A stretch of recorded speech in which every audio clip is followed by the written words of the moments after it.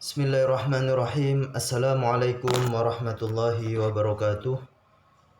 Bismillahirrahmanirrahim. Alhamdulillahirabbil alamin. Allahumma shalli ala sayidina Muhammad al-Fatih lima ughliq wal khatim lima sabaq.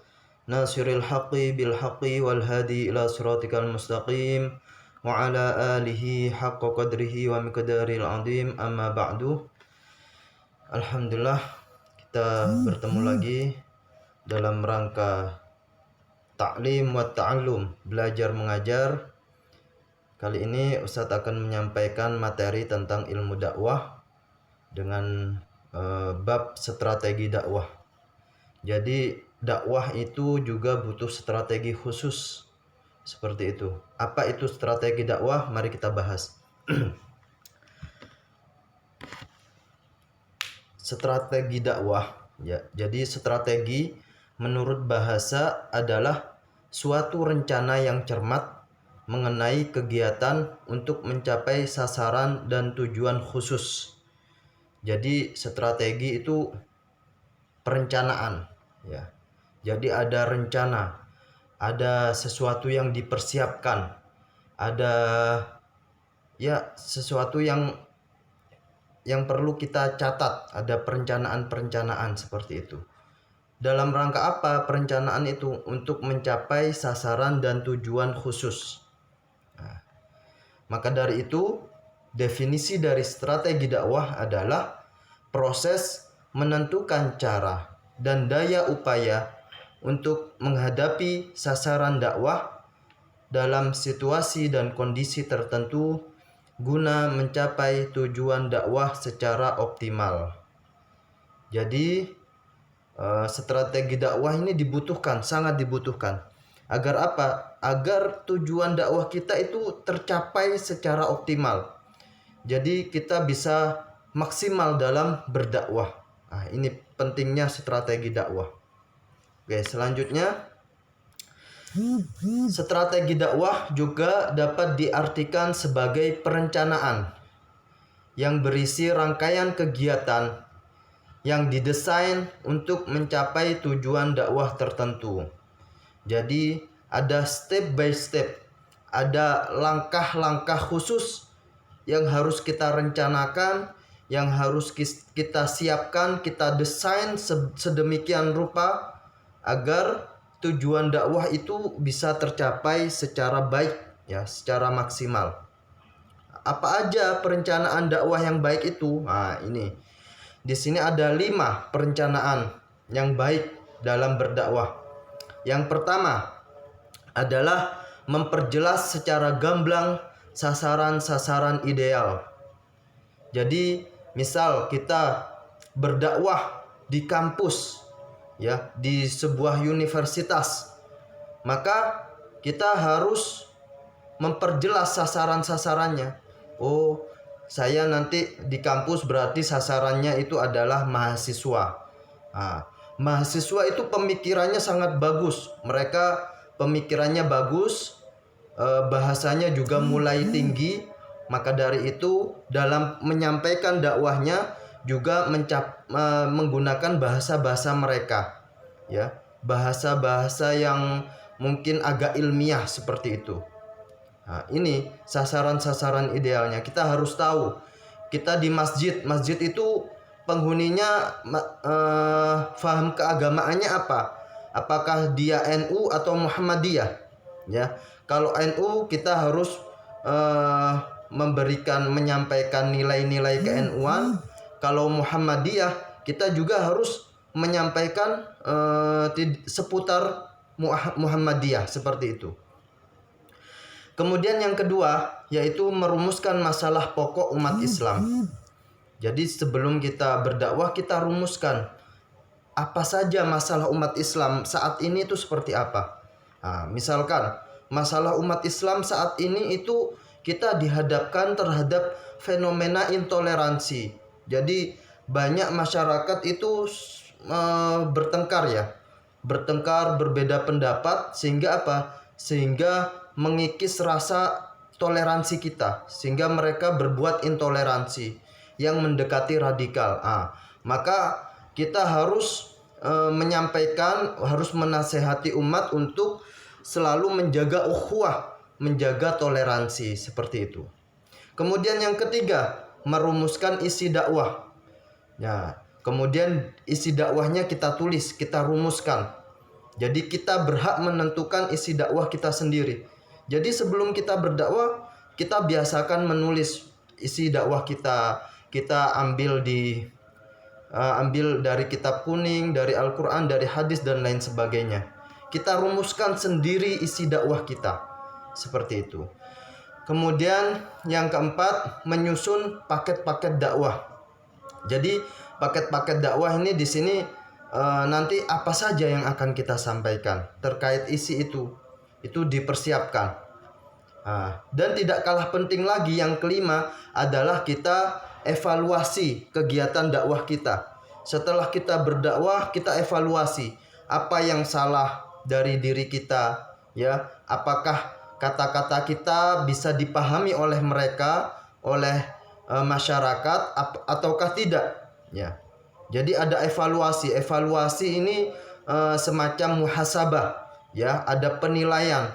Oh, dakwah saya kurang seperti ini, dakwah saya kurang seperti ini. Itu harus dievaluasi.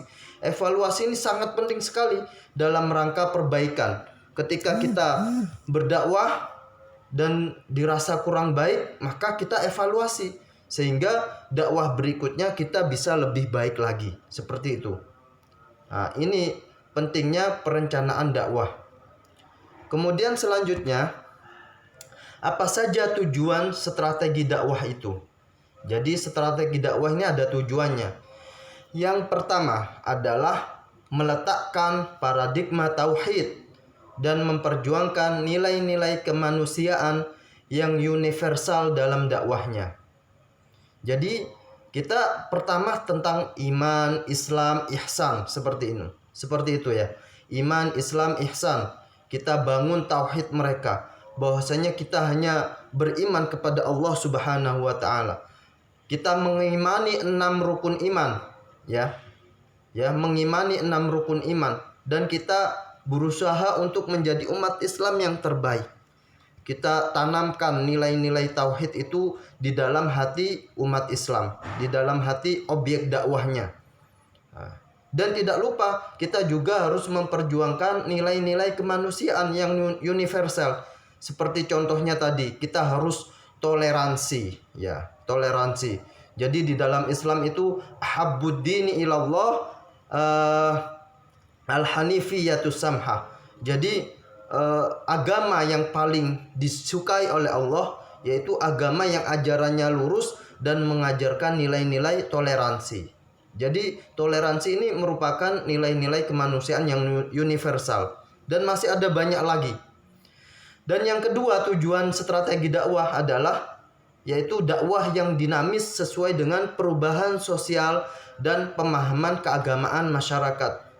Jadi kita harus bisa dinamis, ya. Di setiap tempat kita dakwah sesuai kondisi suatu masyarakat, ya. Bagaimana kita melihat masyarakat seperti yang Ustadz contohkan tadi, ketika kita berdakwah di kalangan NU Nahdiyin, maka kita harus menyampaikan faham-faham ke-NU-an. Dan ketika kita berdakwah di kalangan Muhammadiyah, kita menyampaikan menyampaikan nilai-nilai kemuhammadiyahan seperti itu. Sehingga dakwah kita bisa diterima oleh seluruh kalangan, seperti itu ya. Kemudian tujuan yang ketiga dari strategi dakwah adalah dakwah selalu berorientasi pada prinsip amar ma'ruf dan nahi mungkar. Ini hakikat dakwah. Hakikat dakwah itu amar ma'ruf dan nahi mungkar. Kita mengajak kebaikan dan mencegah kemungkaran. Ya, dalam suatu masyarakat kalau masih suka, misalkan masyarakat tersebut suka berjudi, maka kita mencegah dengan halus, ya. Kita memahamkan mereka bahwasanya judi itu haram, judi itu sangat membahayakan, ya, membuat orang miskin dan lain sebagainya. Misalkan suatu masyarakat itu suka minum minuman keras, suka mabuk-mabukan, maka kita fahamkan kepada mereka bahwasanya khamr atau minuman keras itu haram, sangat diharamkan oleh Islam itu sendiri. Seperti itu. Jadi dakwah kita tetap berorientasi kepada prinsip amar ma'ruf dan nahi mungkar. Selanjutnya, macam-macam strategi dakwah. Jadi di sini macam-macam strategi dakwah itu ada 3. Yang pertama yaitu strategi tilawah atau strategi komunikasi. Strategi penyampaian pesan-pesan Al-Quran kepada umat dalam rangka meningkatkan keimanan. Ya, kita bacakan itu Al-Quran. Ya, kita bacakan Al-Quran kepada umat. Ya, kita bacakan hadis kepada umat. Kita sampaikan isi-isi dari kandungan Al-Quran. Oleh karena itu, seorang dai, seorang pendakwah dituntut untuk banyak menghafalkan ayat-ayat Al-Quran serta memahami isinya. Seperti itu ya. Tujuannya apa? Agar mereka semakin mantap. Oh, ternyata di Al-Quran itu pesannya sangat luar biasa, sangat menyentuh ke dalam hati. Nah, dalam menyampaikan kita harus ingat bahwasanya ma kharaja minal jinan dakhalal jinan wa ma kharaja minal lisan dakhalal adzan. Dalam berkomunikasi kita harus dari hati. Ma kharaja minal jinan dakhalal jinan. Apa yang keluar dari dalam hati ya, maka akan masuk ke dalam hati. Ya, apa yang keluar dari hati akan masuk ke dalam hati, dan apa yang hanya sekedar keluar dari lisan maka hanya masuk telinga kanan, keluar telinga kiri, seperti itu. Jadi kita harus menjiwai dakwah kita sendiri dengan cara kita menyampaikan dakwah kita itu komunikasinya benar-benar dari lubuk hati yang terdalam. Sehingga apa? Sehingga dakwah kita juga akan diterima oleh hati umat Islam. Seperti itu. Kemudian yang kedua, macam-macam strategi dakwah yang kedua yaitu strategi tazkiyah. Ya, tazkiyah atau strategi pembersihan jiwa. Ya, jadi kita di samping ya kita menyampaikan dengan baik, juga harus apa? Dalam rangka membersihkan jiwa manusia. Kita strategi memperbaiki sikap dan perilaku agar terjadi perubahan individu dan masyarakat sesuai watak Islam. Jadi mereka difahamkan bahwasanya akhlak Rasulullah itu seperti ini yang ada di dalam Al-Quran, yang di dalam hadis seperti ini. Kita fahamkan kepada mereka. Sehingga apa? Sehingga terjadi perubahan suatu individu, baik individu atau masyarakat. Jadi perubahan itu dimulai dari individu. Ketika setiap orang itu baik, maka suatu masyarakat akan menjadi baik. Oleh karena itu, maka kita niatkan untuk membersihkan jiwa mereka. Kemudian yang ketiga yaitu strategi taklim. Strategi taklim itu yaitu strategi pendidikan. Proses mendidik umat dalam rangka membebaskan manusia dari belenggu kebodohan. Ya, jadi umat itu kan kebanyakan masyarakat itu kan awam. Awam itu artinya apa? Mereka Ustadz tidak bilang bodoh ya, akan tetapi mereka banyak tidak mengetahui, tidak tahu, sehingga tugas utama seorang dai yaitu memberitahu, memberi pengetahuan bahwasanya nilai-nilai keislaman itu seperti ini, kita mendidik mereka dengan baik. Nah, inilah strategi pendidikan. Kemudian cukup sampai di sini. Mungkin itu yang dapat Ustadz sampaikan terkait strategi dakwah ini. Jadi diingat bahwasanya kita perlu mengatur strategi dakwah ini agar dakwah kita bisa maksimal. Seperti itu ya anak ya. Terima kasih banyak. Kita tutup dengan doa kafaratul majlis. Subhanakallahumma wa bihamdika asyhadu an la ilaha illa anta astaghfiruka wa atubu ilaik. Al-afu minkum wallahul muwaffiq ila aqwamit thoriq. Tsumma assalamu alaikum warahmatullahi wabarakatuh. Terima kasih banyak.